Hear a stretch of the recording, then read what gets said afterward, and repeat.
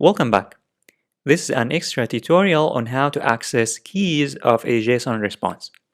As you can see, after we use the JSON.parse, we have the response variable, and this response variable represents the complete response, represents the complete JSON, all of this part. And as you can see, it represents all of this. And in order to access any of these keys, we use the dot notation. So if we want to access the location, we use dot and then location. As you can see, location, dot location. If we access the name, inside the location we would type location dot name. If you want to access the country, you would again use response dot location and dot country instead of name. If you want to access the region, you would replace the name with the region. And if you want to access keys inside the current, you would type response.current, because this is current.current, and then any key inside the current. In our case, we used the temperature. So here we have current and then dot temperature. And we also had the humidity.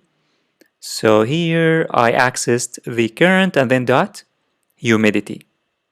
I also accessed the weather underscore icons, and be careful here because the weather underscore icons is an array. It's not an object.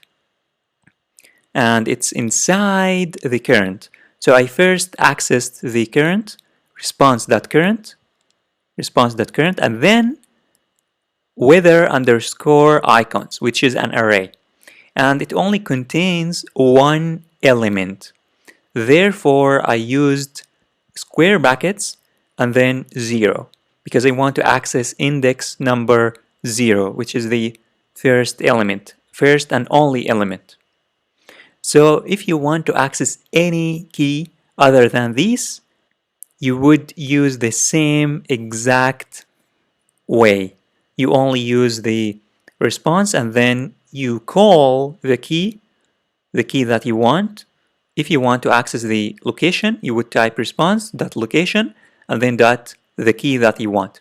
If you want to access the current, you would type response.current and then the key that you want. So this is a quick tutorial on how to access keys inside a JSON response.